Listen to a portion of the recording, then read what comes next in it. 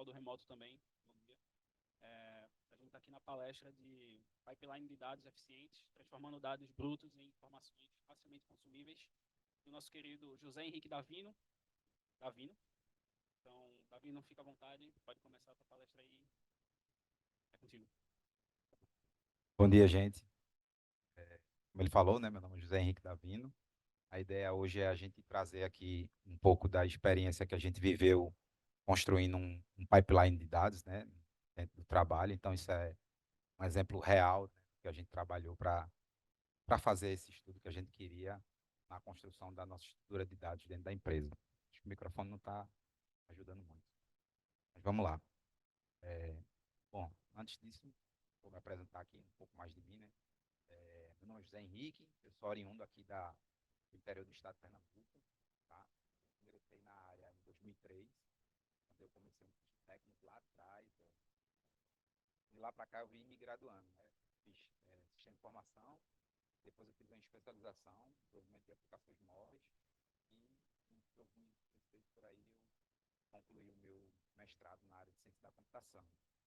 De lá para cá foi quando eu comecei a trabalhar com dados e desde então estou até hoje como engenheiro de dados nesse segmento aí, tá? Eu entrei na Tempest ainda na pandemia, era um boom aí, né? Parte de dados, todo mundo sabe disso.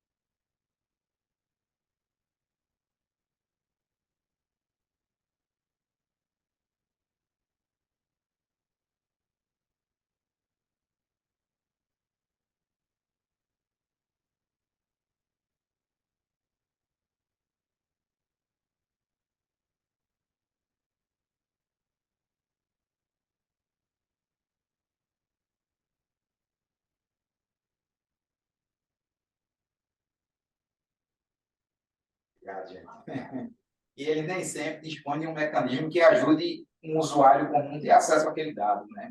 Se vocês pararem para analisar direitinho, normalmente uma aplicação, quem fornece, né, terceiros que fornecem uma solução, ele vai te dar lá um usuário e senha para o banco de dados, mas para a aplicação dele. Mas e a galera que quer fazer análise, que quer extrair conhecimento dali? Eles não abrem isso fácil. Então, se a gente fosse... Alguma coisa aparecendo aí, perdão.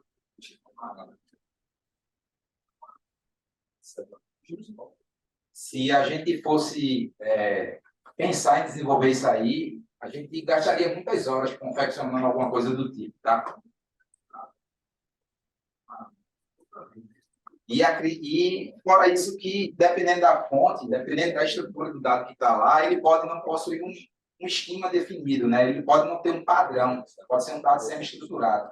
Isso é muito desafiador para quando você pensa em trabalhar com dados na linha do tempo, beleza? Bom, se a gente trouxer um pouco desse contexto, dessas dificuldades que a gente encontra para um mundo de cyber, vocês vão ver que o negócio fica um pouco mais complexo, né?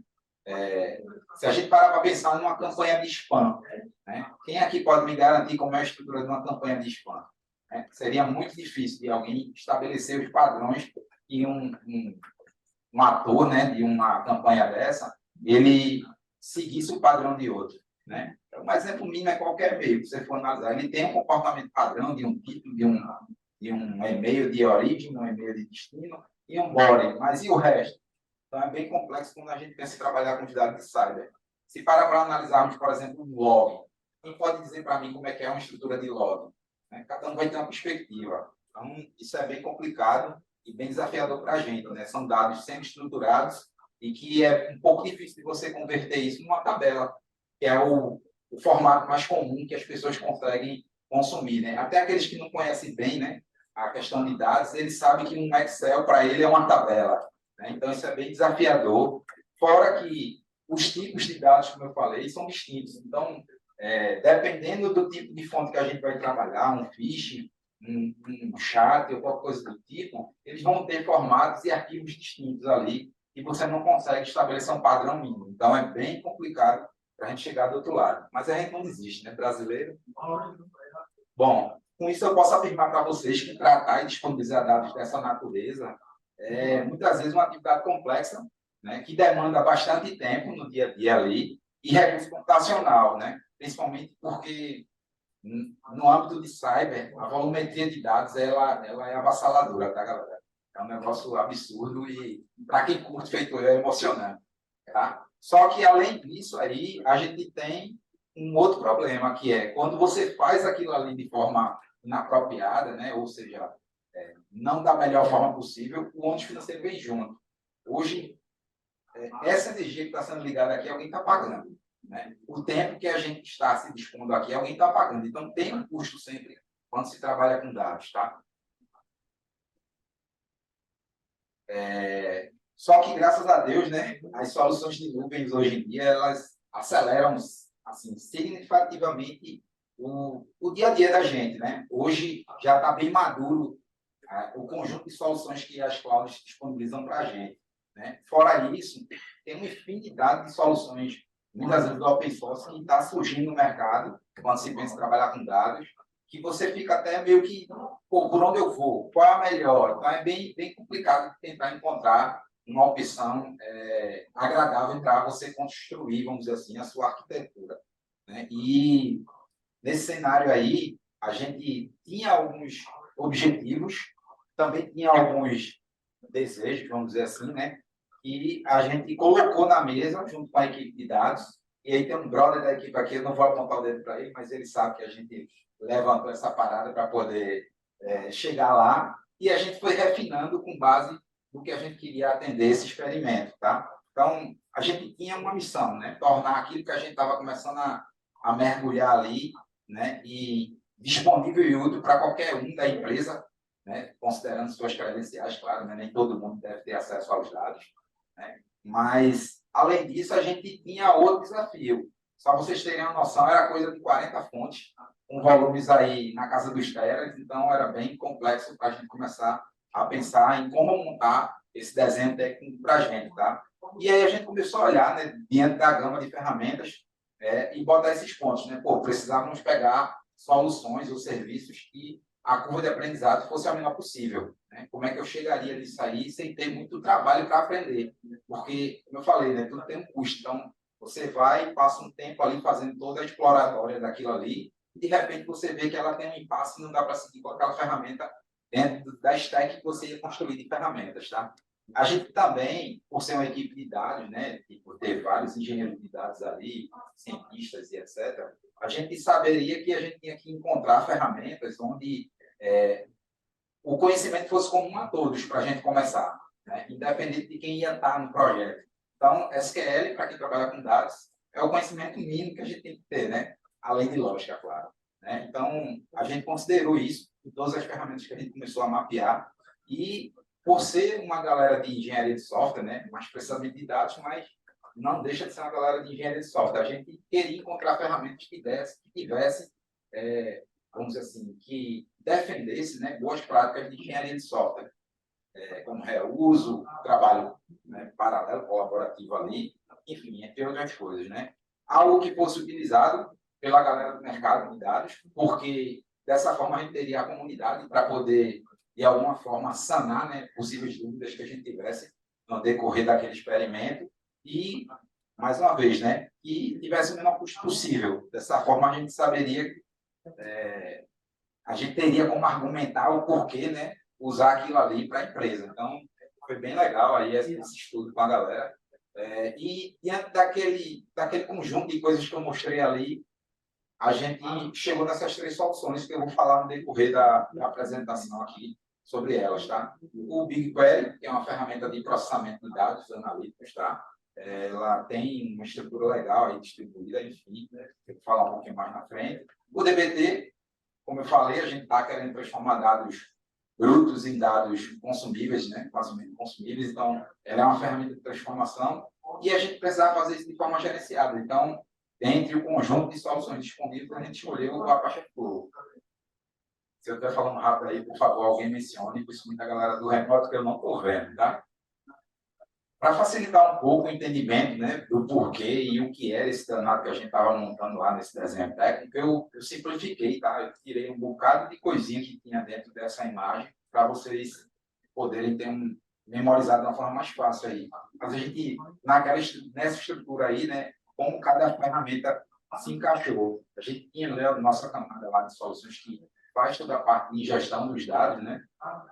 E no nosso desenho a gente construiu uma camada de dados brutos, onde o dado chega na sua estrutura mais bruta possível, e daí para frente a gente conseguiria fazer o que a gente queria, né? Então, a gente usa o dbt como ferramenta de transformação e o BigQuery como uma ferramenta de processamento, e para orquestrar tudo isso, o Apache Flow ali embaixo nessa camada com isso, né? Uma vez tratado e curado o dado, ele fica disponível ali para um conjunto de soluções e serviços fazerem uso do mesmo. Até aqui tudo ok, galera? Bom, enfim, falando um pouquinho aqui do BigQuery, ele é um serviço, tá? Um serviço de armazenamento e análise de dados em nuvem. Ele é totalmente gerenciado pelo Google, então, de maneira geral, a gente não precisa se preocupar em estabelecer qual é a infra mínima para isso funcionar. O lado bom da ferramenta, né, como serviço é isso, né? Então, ele permite que as empresas armazenem também, assim como qualquer banco de dados, mas ele é muito bom também para processar coisas ali que a gente quer, muitas vezes que está fora da estrutura dele, tá? E o bagulho é tão frenético que você consegue processar ali terabytes em questões de minutos, tá? Se for giga, cara, dá um clique, 3 segundos, o negócio é a resposta ali bonitona para você. Tá? Ele tem uma estrutura distribuída né, e processamento paralelo que faz com que ele se torne de uma forma elástica e consiga responder em tempo hábil. Né? Além de todas essas características, ele dá suporte para você trabalhar com dados externos, né? Na sua grande maioria de formatos, né? JSON, CSV, Parquet, Orc e outras coisas mais. Também permite, para o contexto da gente, né, fazer consultas federadas, seria isso, né? Você conseguir, a partir do BigQuery, fazer uma consulta, por exemplo, no MySQL, no PostgreSQL da vida, sem precisar ele processar nada dentro do BigQuery. Praticamente ele vai lá, bate e faz uma consulta e traz uma tabela temporária para você. Tá? Também trabalha com formatação externa, então você necessariamente não precisa ter uma tabelinha lá para ele funcionar. O bem legal, você consegue, sei lá, ter um diretório dentro do Google Drive e apontar para um arquivo que está lá e você vai ver isso como uma tabela dentro da sua estrutura. Então, com isso aqui, a gente conseguiria fazer, tirar a onda, posso dizer assim, né, na questão do processamento. E ele tem uma característica interessante, que você pode contratar esse serviço por demanda, ou seja, a cada consulta que você faz lá, ele vai contabilizar, ele cobrar no final do mês, ou se você tiver um cartão de crédito legal, você vai lá e contrata um para chamar de seu. Então, tem 2 meios de trabalhar. No nosso cenário, a gente usou por demanda, porque era um experimento, né? Experimento que durou um tempinho aí e tirou onda para a gente ali dentro da empresa, né? E aqui eu acho que é a estrela dessa brincadeira, já que o quesito era transformar dados, né? Que é o DBT. Esse negócio ele é muito utilizado, muito, mas muito mesmo pela comunidade de dados, tá? Ela é uma ferramenta de transformação em SQL, como eu falei. Ela viabiliza o desenvolvimento de fluxos de trabalho para algumas pessoas que gostam de jargões, né? Um pipeline de dados, de forma rápida e colaborativa. Então, tipo, dá para você trabalhar com uma equipe no tamanho que você desejar aí, e ela já implementa diversas boas práticas de engenharia, né? Como reuso, versionamento de código, teste e outras coisas mais. Então, vou me concentrar um pouco nisso aqui, que é a ferramenta que a gente focou na transformação. Tá? Algumas pessoas podem estar se perguntando, tá, e o DBT dentro de um conceito de ETL, ele é uma ferramenta de ETL? Não. Dentro do ETL, a gente tem 3 etapas ali, né? A extração, a transformação e o carregamento daqueles dados vamos dizer assim, na fonte de destino. O DBT ele só tem o papel do T na pegada do ETL, que é de transformar as coisas. Então, a gente tem que dividir ali as responsabilidades para poder fazer o negócio direitinho. Né? E aí, o conjunto dessas coisas para a gente, junto com outras ferramentas, é que a gente vamos dizer assim, a gente acaba desenhando um ETL no nosso dia a dia. Tá? Bom, essas são as principais características que a gente pode definir aqui do DBT, né? Ele dá suporte a SQL, ele tem integração, né, com a sintaxe do Jinja, ele tem um conceito de source, models e macros, e ele também, né, tem uma feature de teste, você consegue implementar testes unitários e testes na qualidade dos seus dados com ele. Ele viabiliza a gente documentar, então quem trabalha com dados deve pelo menos ter a ciência de que é importante você documentar de alguma forma, nem que seja minimamente, quando você está trabalhando na área de dados, porque hoje no ambiente corporativo você está numa demanda, mas amanhã você já vai para outra e alguém vai tocar aquilo. Então é bem complicado, né? Muitos pipelines, muitas ferramentas não dispõem disso e é bem desafiador, tá? Tem a parte de snapshots e packages, que são características da ferramenta, mas eu não vou conseguir abordar ela aqui por ser muito extenso, tá? Mas entenda que os 3 primeiros tópicos aí, qualquer um, sem nem saber direito, já sai fazendo alguma coisa com o DBT aqui, só com conhecimento desses 3 tópicos iniciais, beleza? Bom, como as coisas eram, né, antes do DBT? Antes do DBT, para quem trabalhava com dados, você entrava num banco de dados lá e fazia 1 quilo de consulta lá, SQL, muitas vezes bem verbosa, bem gigante, né? E aí, às vezes, tu precisava reutilizar aquilo ali, e aí tu, de cara, tinha que copiar e colar o código, alterar aquele valorzinho que você precisava lá, e tchau, né? Então, você acabava tendo muitas linhas de códigos, muitas vezes que poderia ser só parametrizado ali e resolvido o problema. Tá? Com a chegada do DBT, né, dentro da nossa squad ali, a coisa começa a mudar de figura. Então, tchau, quilos e mais quilos de código e se embora reusar as coisas. Né? Então, você vê que quando você começa a usar o DBT, a linguagem de modelagem Jinja, ela te ajuda, junto com a SQL, a tornar o projeto DBT um ambiente de desenvolvimento SQL. Então, a coisa muda de figura totalmente. Né? Aquele mesmo SQL que vocês viram na tela anterior aqui, ó, tá? Essas mesmas linhas, eu consegui programar ela para ficar dinâmica. E aí, com isso aí, a gente ganha celeridade, ganha escala para poder confeccionar as atividades.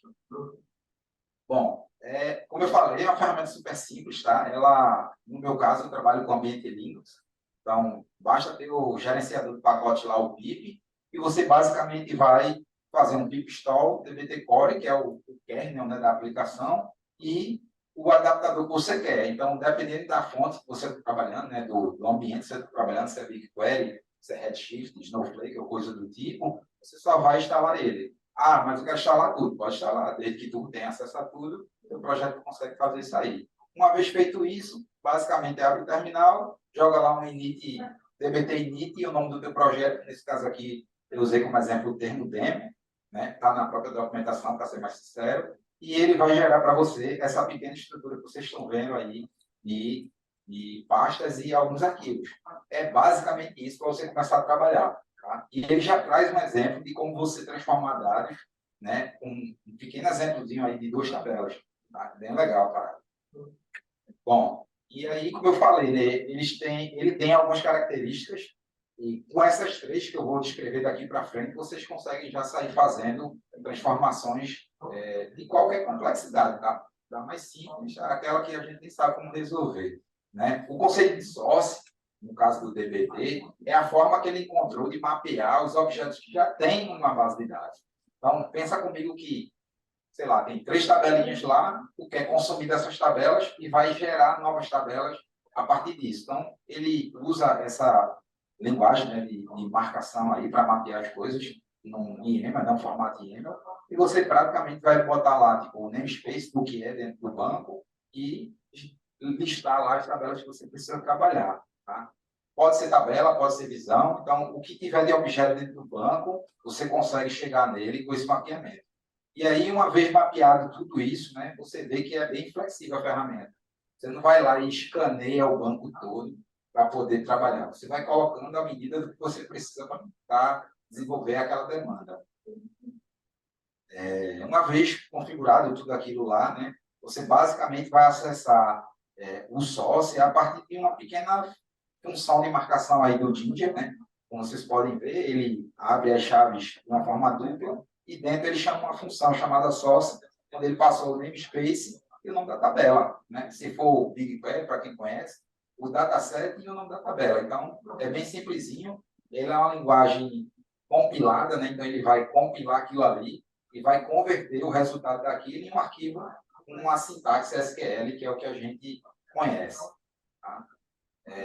Bom, a gente falando já dos sócios, que seria a forma de acessar os objetos existentes, né? E a gente tem um conceito também de módulos dentro do DBT. É aqui onde eu gasto 80% do meu trabalho, no dia a dia, construindo os módulos, né?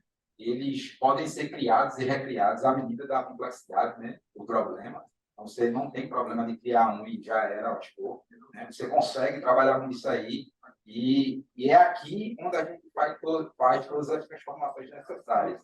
Tá? Os módulos, praticamente, você escreve num arquivo.sql, o resultado dele é o dado que vai estar naquele objeto, naquela tabela, naquela visão que você precisa. Tá? Como pré-requisito, só pode ter uma sentença lá de select dentro do teu banco, né? Mesmo que você faça várias subqueries, a query final é o resultado que ele vai gravar, né, como dado dentro do objeto. Tá? E o nome do arquivo é muito importante, porque o DBT ele cria a estrutura, né, lá os objetos, com base no nome do teu arquivo. Então, se botar um nome não sugestivo, vai ser um pouco desafiador das pessoas acharem aquilo que eu estava fazendo. Tá? Bom, para acessar o model é um pouco similar, né, ao source, só que nesse caso aqui eu uso a função ref, e aí eu posso acessar isso N vezes em qualquer parte do projeto.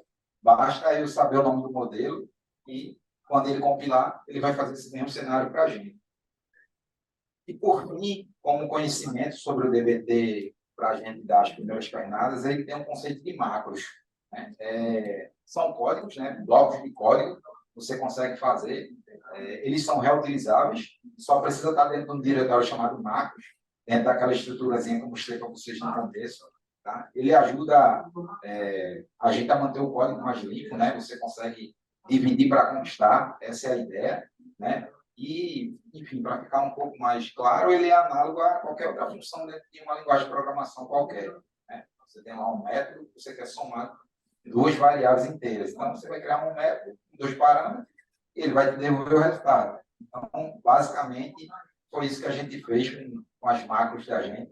Criou exemplos de código reutilizável para as necessidades da gente. Nesse exemplo aí, eu mostro praticamente como criar uma macro para gerar query em qualquer query que você for trabalhar, né?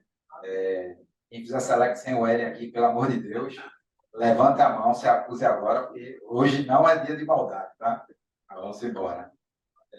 Bom, e também tem um conceito interessante quando a gente olha pela perspectiva de engenharia de dados, né? A questão de modularidade. Como eu falei, né, a macro, você pode criar uma infinidade de macros ali e só reutilizar isso, né, quebrando em pedacinhos ali para fazer o projeto. E é assim que a gente faz na prática, tá? A gente tenta, com muito cuidado, mapear toda a estrutura de dados que a gente tem, os desafios que eles apresentam, e a gente tenta criar algo mais genérico possível para poder reutilizar. Para depois o cara estar lá com 50 funções, só mudando um parâmetro na assinatura de uma para outra. Né? Então, é bem desafiador. Tá? Bom, porque eu falo um pouco de modularidade, né? Se vocês olharem aqui, esse exemplo aqui dessa CTE, vocês olham que, de cara, eu tenho várias subqueries dentro desse modelo aqui, desse modelo. Então, é bem complexo. Na verdade, no dia a dia, pode botar uns 5 desse aí, é o tamanho das queries que a gente acaba tendo que fazer com as coisas de cyber, mas é difícil você manter isso. Então, como eu falei, né, ele traz boas práticas de engenharia de software, como o trabalho colaborativo, por exemplo, e aí você pode juntar a equipe e dizer, ó, fulaninho, tu toma conta dessa parte, o outro maninho vai tomar conta dessa parte e eu fico com essa aqui de juntar tudo. Então, vocês conseguem dividir para conquistar para chegar em algum lugar. Né? E a sacada disso aqui é justamente a questão do ref que eu acabei de falar para vocês. Né? Você cria um módulo separado e, posteriormente, você faz uso disso aí, reuso, de uma forma mais inteligente. E, com isso, você consegue manter o código mais limpo também. Né? Aqui é um exemplo, né, que a modularidade viabiliza o reuso. Então, veja que eu mostrei um exemplo na tela anterior e já estou usando ele no terceiro exemplo aqui nessa tela. Né? Então, fica muito mais fácil de trabalhar com DBT para poder trabalhar com dados de forma escalável. Né? A modularidade, por sua natureza, ela também viabiliza a gente trabalhar simultaneamente e também permite a gente testar e validar as coisas de forma independente. Né? Então, como eu falei, né, um colaborador fica com uma parte de um projeto, o outro fica com outra, e eles vão construindo ali suas demandas para que deixe tudo redondinho para quando um terceiro for pegar, não nem ter que perguntar se o negócio está funcionando. Né? Ele permite que você faça testes, como eu falei, tem uma feature dentro do DBT que se chama testes, eu vou falar dela mais na frente. Tá? Só que modularidade gera dependência, né? E aqui é onde a mágica acontece quando a gente começou a olhar para o DBT. Né? Até então, a gente só estava achando bonito ali, mas vamos entender como é que sai por baixo dos panos. E, na prática, o que ele faz é isso, né? A gente divide em pedaços e ele tem a inteligência de criar o conceito de DAG, que eu vou falar mais na frente quando falar do Airflow, mas entenda como DAG é um conjunto de passos, e é o que ele faz. Ele olha tudo quanto é precedência e dependência, e ele vai compilando isso em tempo de execução, né? E resolvendo os possíveis erros. Se algo quebrar, realmente não era para a conta final lá, a consulta final acontecer. Então, ele vai estourar o erro, você vai lá, corrige e volta e segue a vida, tá? Uma vez que ele compila tudo, uma SQL, como todo mundo sabe, é uma string, né? É uma sentença que você escreve em texto lá e manda para o banco de dados que entende aquele dialeto e vai buscar a informação que você está procurando ali com aquela sintaxe. E é o que acontece. Ele manda para o BigQuery nessa arquitetura que a gente desenhou, o BigQuery, por ter seu processamento distribuído, ele consegue, em cima daquela sentença que você escreveu, ele consegue ter pelo menos uma ideia do que ele vai escanear e quanto ele vai escanear, e automaticamente a ferramenta escala de forma horizontal. É tão interessante que o BigQuery ele tem um detalhezinho, quando você pega a sua query, ele estima quantos gigas de dados aquilo vai ser escaneado, e se ele tivesse só uma CPU, não fosse paralelo, por exemplo, quanto tempo, dia, hora, minuto, segundo, aquilo ia gastar para processar. Então, ele estima aquilo ali, já vai criando as máquinas de forma assíncrona e dispara para o negócio acontecer. Por isso que ele é muito rápido. Então, é bem interessante a pegada aí. E uma vez que o dado vem, o resultado é persistido numa tabela e vida que segue. Então, essas são as formas que a gente usa para transformar as coisas com a ajuda do BigQuery, né, e a inteligência do dbt. Como eu falei, né, ele tem um conceito de teste. Acho que aqui, para quem trabalha com dados e pensa um pouco na qualidade, como eu falei, tudo tem ônus. Então, se você erra ou se você... erra é uma palavra complicada, mas se você faz um negócio sem muita atenção, você vai comprometer um conjunto de coisas e pessoas que consomem daquela informação. E lá no começo eu falei, né, criar uma fonte única da verdade. Então, a gente tem que entregar o que é verdadeiro ali. Então, para você ter uma qualidade dos dados, o DBT também traz algumas funcionalidades de teste. E, como eu falei, né, tem uma questão de packages ali que eu botei, mas que não dá para cumprir, que são soluções de terceiros da comunidade que foi criada. E aí tem várias bibliotecas que criaram, né, suas camadas de teste para integrar com o DBT. Então, é bem da hora o negócio. Dá para fazer teste de qualidade, de infinidade de coisa. Tá? E aí você consegue rastrear, né, no caso, as alterações dos dados ao longo do tempo. Então, dado de cyber acontece muito isso, tá? Tem coisa que é muito perecível ali. O dado de uma semana, ele muda do nada, assim, sabe aquele negócio? Mas a gente tem uma equipe muito monstra que trabalha com a gente aí e teve todo o cuidado de fazer um pré-filtro ali e trazer para a gente a camada um pouco mais limpa, né? Mesmo sendo bruto ali, um pouco mais normalizado. Então, hoje, isso, até o final do experimento, estava rodando bem bonitinho. Tá? Como eu falei, ele permite documentar. Então, é bem interessante, ó, a sintaxe bem pequenininha no próprio arquivo YAML. Você, quando está construindo seus modelos lá, você consegue descrever a fonte, por exemplo. Esse é um exemplo da própria documentação. Tá? E você também consegue colocar seus testes ali. Então, veja que você vai criando essa configuração de forma incremental, né? E, de repente, você tem um projeto de transformação de dados com testes e documentado, né? Como eu falei, para que o próximo pudesse contribuir com isso. Tá? Para usar é bem simples, depois que está tudo pronto, se você quiser acessar a documentação, isso é uma imagem real que está lá na documentação também do DBT, né? E com 3 comandos você sai do outro lado com isso. O que é legal, né, que você pode praticamente botar aí uma solução de CI, por exemplo, e colocar, publicar isso aí no ambiente produtivo, tá? Qualquer servidor web, para que alguém acesse. No nosso caso aqui, a gente sempre deixa quietinho ali, e os engenheiros de dados, quando precisa entender um pouco da documentação, do que está, né, naquele dado, ele compila isso aí e vai enxergar. Nessa documentação, ele tem uma feature bem legal que se chama de linhagem de dados. Então, você consegue entender, né, a partir dessa documentação, a origem daquele campo e se ele sofreu transformações. Então, pensa comigo um campo data, a hora que tinha lá. De repente, eu troquei aquilo ali para uma data, para um termo, já em outra camada, como, sei lá, created at. E aí você vai vendo a linhagem do dado, em onde ele saiu e onde ele chegou, né? E por onde ele passou, em que colunas das tabelas ele passou. É bem legal a parada aí. Bom, falei um bocado, né, sobre o DBT, as funcionalidades, mas na prática, como é que esse trem funciona? Ele tem 2 formas de você executar. Normalmente, via linha de comando, a gente usa no ambiente de desenvolvimento, né? Então, você consegue abrir seu terminal lá e passar alguns comandos, ou ferramentas de orquestração. Nesse caso aqui, é o Airflow que a gente usou, né, dentro da nossa stack. Mas, com esses 4 primeiros comandos aqui, a gente consegue já trabalhar o suficiente dentro do projeto. Então, você tem lá o seu DBT Compile, você praticamente só vai testar, né, se o código está sendo compilável.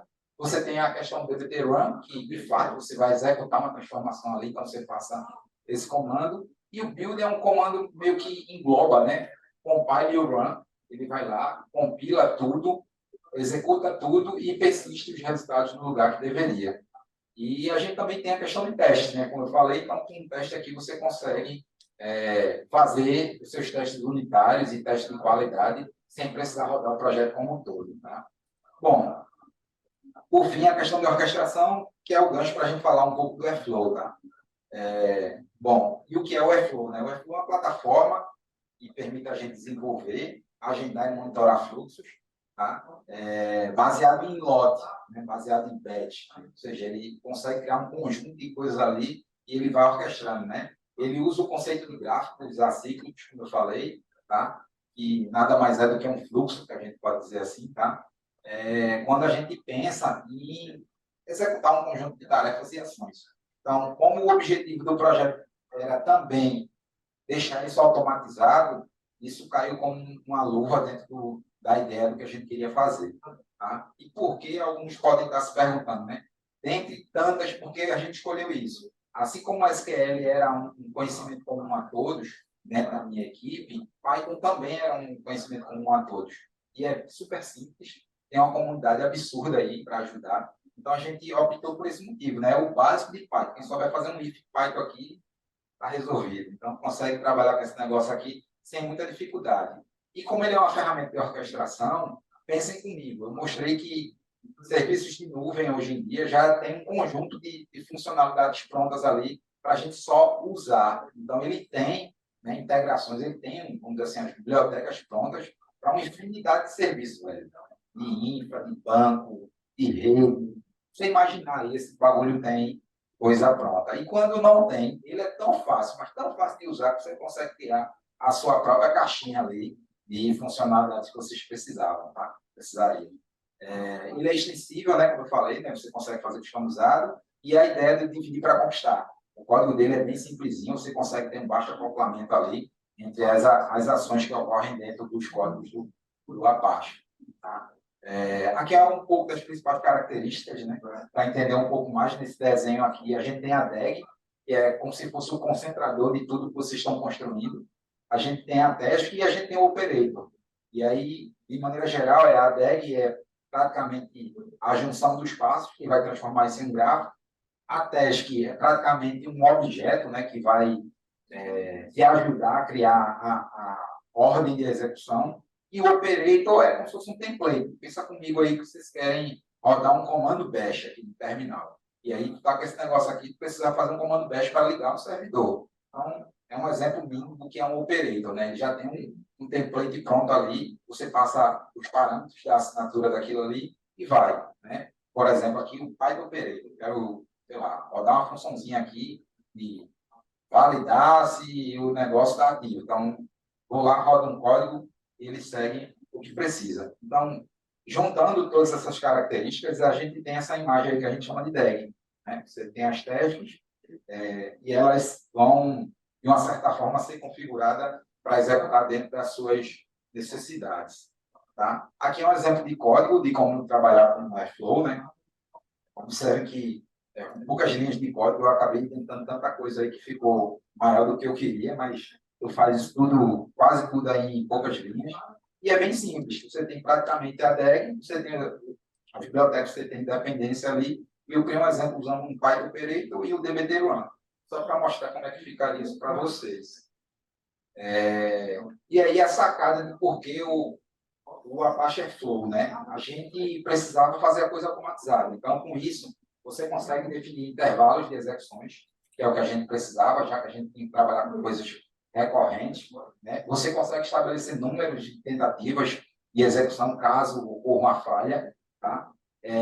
Também pode estabelecer timeouts. Né? Esse negócio aqui demorou 50 minutos, não quebrou, mas bateu 50 minutos, rodou. Mano, bota o timeout aí, senão você vai quebrar e na próxima hora ele entra de novo. Então, tem essas ideias boas que o Airflow permite você trabalhar com uma orquestração. Tá?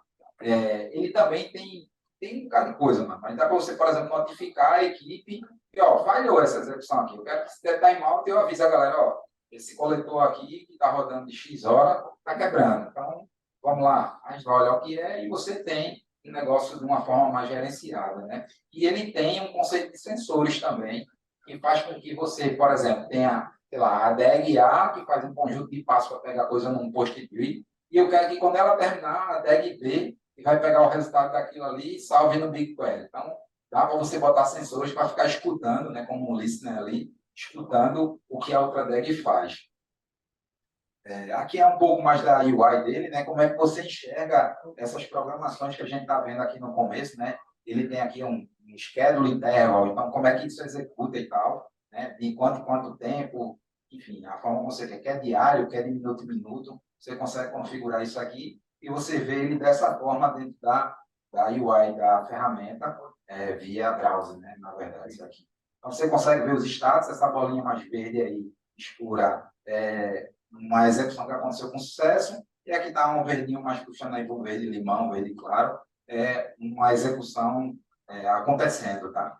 Então, assim, é bem simples. Como eu falei, né, como ela trabalha em gráfico, aqui é um print da solução, né, que a gente estava trabalhando na real. Então, a gente implementou algumas coisas para a gente aí. Pode ver que tem um sensor chamado Weight, tem dois, na verdade, e a gente tinha algumas estratégias lá de quando vira um mês, por exemplo, né? Esse experimento, a gente precisava fazer algumas atividades. Quando ele falha, fica esse vermelhinho, quando ele esquipa, fica um rosa, e assim vai. Bom, e aí, para fechar a brincadeira, né, as considerações que a gente conseguiu chegar com isso, né, que essa combinação de BigQuery, dbt e Airflow se mostrou, né, relevante para mim, para o que a gente queria fazer, quando se pensa no mundo de dados.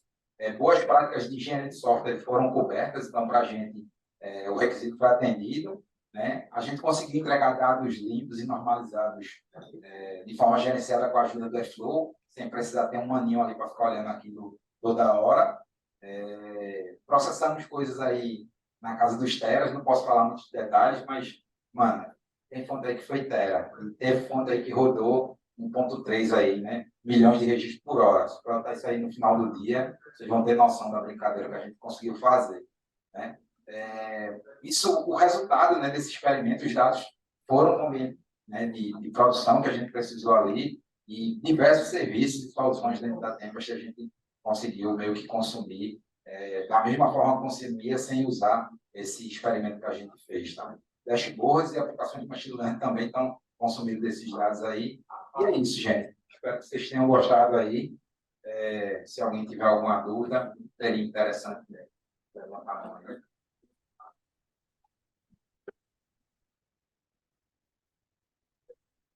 Meu nome é Vitor. Só queria saber qual a ferramenta que vocês usaram para fazer a parte do extract. Então, dentro da empresa,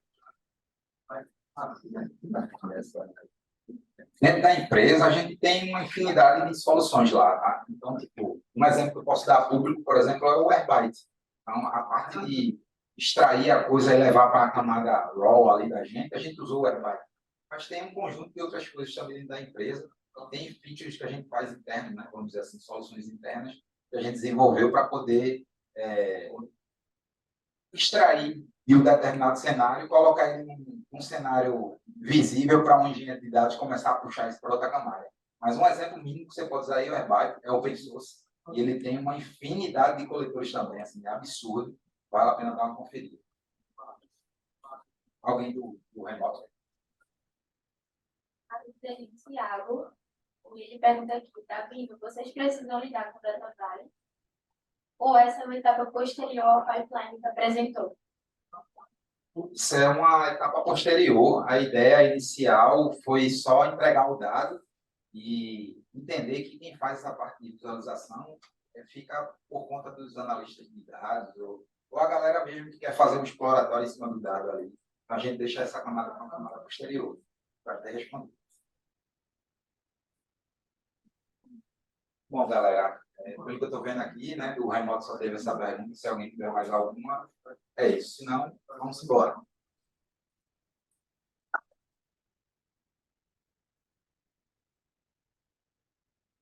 Pelo que eu entendi, tem um ambiente aqui, então se alguém tiver dúvida depois aí, fiquem à vontade. Eu acho que não existe dúvida besta, tá, galera? Tem gente que se acanha ali, mas está aí meu LinkedIn, meu e-mail da empresa, se alguém quiser ficar uma dúvida. É algo que eu respiro aí, então fiquem à vontade aí para mais.